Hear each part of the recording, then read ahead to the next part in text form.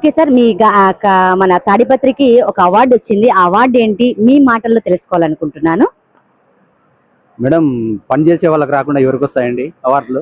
ఒక విషయం చెప్పదలుచుకున్నాను. ఆయనను చూస్తే నాకు అనిపిస్తూ ఉంటుంది, నా మీద నాకే సిగ్గు అనిపిస్తుంది. 75 ఇయర్స్లో కూడా ఖాళీ ఉండడు.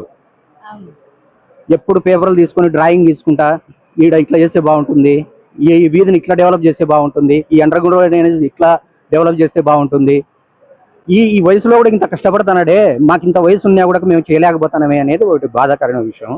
అవునండి, సార్కి మాకు తెలిసి 75 ఇయర్స్. 75 ఇయర్స్ లో కూడా అసలు ఎలాంటి ఇబ్బంది లేకుండా గర్వంగా హుందాగా నడిచేస్తున్నటువంటి టీవీ గల వ్యక్తి ఎవరైనా ఉన్నారు అంటే మన జేసీ ప్రభాకర్ రెడ్డి గారు. ధన్యవాదాలు. మరి తన మాటలే కాదు, తన నడిచేస్తుంటే ఒక లెజెండ్ లాగానే ఉంటది.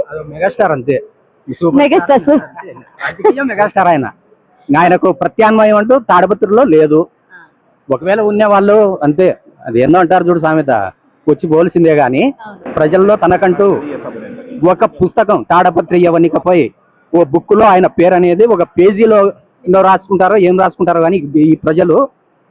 నేను బుగ్గరామలింగేశ్వర స్వామి గుడి డెవలప్మెంట్ ఇవన్నీ చూసినప్పుడు ఆడ బోర్డు చూసిన, పెమ్మసాని రామలింగ నాయుడు దీన్ని 1807 ఎప్పుడో నిర్మించినారు, దీన్ని ఇజ్జన్ చేసి రాయలవారి కాలంలో సామంతరాజులుగా ఉన్నప్పుడు అలా వారి పేర్లు ఉన్నట్లు ఈయన కూడా ఒక పేజీ అనేది తప్పనిసరిగా ఉంటుంది. దాంట్లో ఎటువంటి అనుమానం లేదు. మా బోటి వాళ్ళకి ఆయన ఆదర్శము, నేను రాజకీయాల్లో ఉన్నానంటే ఆయన ఆదర్శము.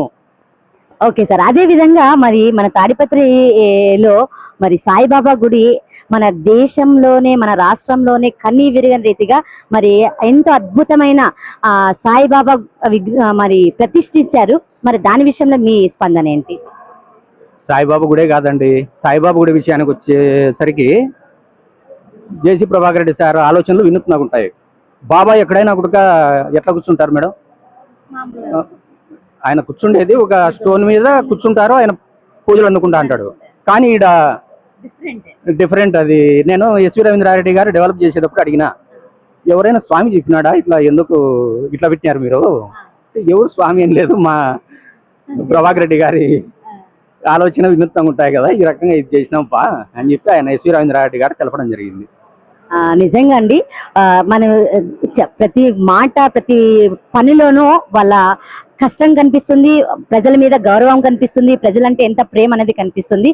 ఆ విషయంలో మరి తాడిపత్రిలో ఉన్న ప్రతి ఒక్క మనిషి కూడా ఎంతో గర్వించదగ్గ విధంగా దేశవ్యాప్తంగా మరి మన తాడిపత్రిని పేరుని నిలబెట్టే విధంగా మన జేసీ వారి ఫ్యామిలీ